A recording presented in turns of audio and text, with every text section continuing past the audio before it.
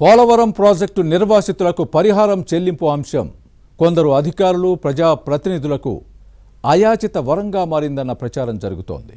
చట్టాల్లోని లోపాలు, నిబంధనల్లోని లొసుగులను ఆసరాగా చేసుకొని దోపిడీకి తెరతీశారని వినిపిస్తోంది.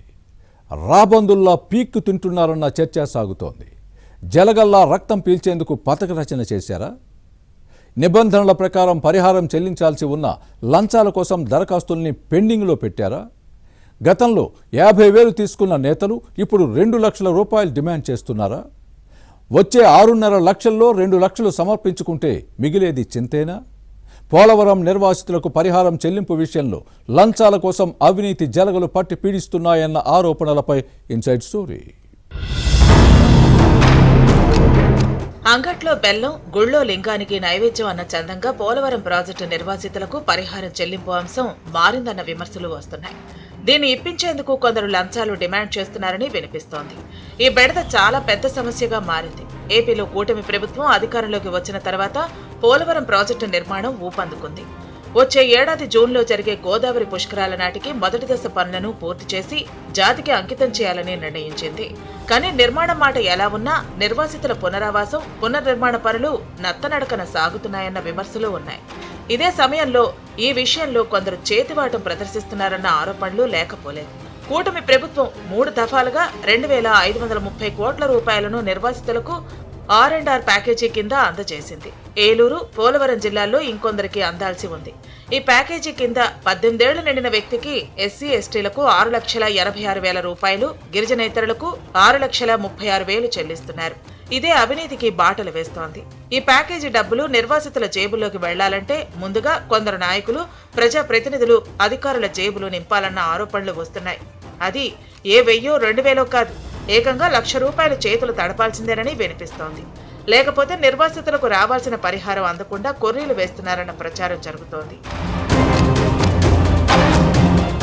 పోలవరం డ్యాం నిర్ణీత ఎత్తులో నిర్మాణం జరుగుతోంది. మొదటి దశలో 41.15 మీటర్ల ఎత్తులో ప్రధాన డ్యాంను నిర్మిస్తున్నారు.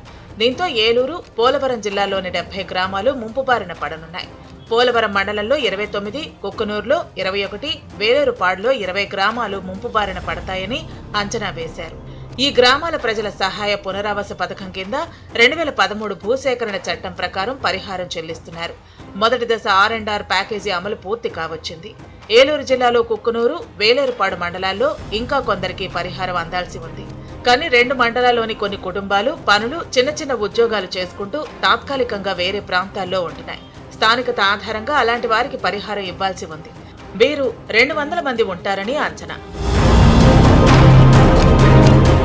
ఇతర ప్రాంతాల్లో ఉంటున్న పోలవరం నిర్వాసితులు పరిహారం కోసం కేఆర్పురం ఐటీడీఏ ఆఫీసులో దరఖాస్తు చేసుకోగా స్థానికత నిర్ధారణకు వాటిని కుక్కునూరు, వేలేరుపాడు తహసీల్దార్ కార్యాలయాలకు పంపారు. దరఖాస్తుదారులు పరిహారానికి అర్హులేనని నిర్ధారించారు.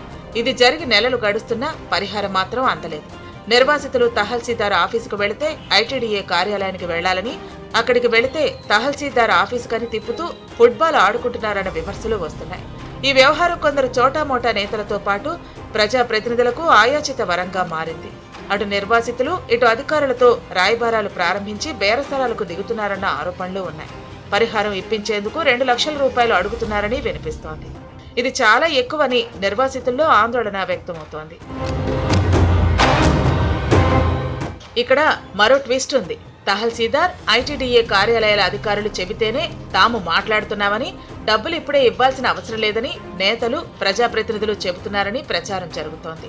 తమ ప్రతిపాదనకు అంగీకరిస్తే పరిహారం చెల్లించిన తర్వాత ఇస్తే సరిపోతుందని అంటున్నారని సమాచారం. కొందరు నిర్వాసితులు వచ్చిందే చాలని ఈ ప్రతిపాదనకు ఒప్పుకుంటూ ఉండగా మరికొందరు మాత్రం అంగీకరించడం లేదన్న చర్చ సాగుతోంది. వచ్చే పరిహారం 6.5 లక్షల్లో 2 లక్షలు ఇస్తే మిగిలేదేంటి? ఎలా బతుకుతామన్న ప్రశ్న నిర్వాసితుల నుంచి వస్తోంది.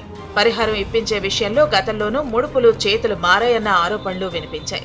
అప్పట్లో ఒక్కో వ్యక్తి నుంచి 50,000 రూపాయల వరకు వసూలు చేశారని అంటారు. ఇప్పుడది లక్షలకు పెరగటంతో నిర్వాసితులు లబోదిబోమంటున్నారు.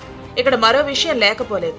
ఐటీడీఏ అధికారులు మరో అడుగు ముందుకేసి ఏ ప్రజాప్రతినిధి, ఏ నేతను కలవాలో చెప్పి మరీ పంపుతున్నారన్న ప్రచారం జరుగుతోంది.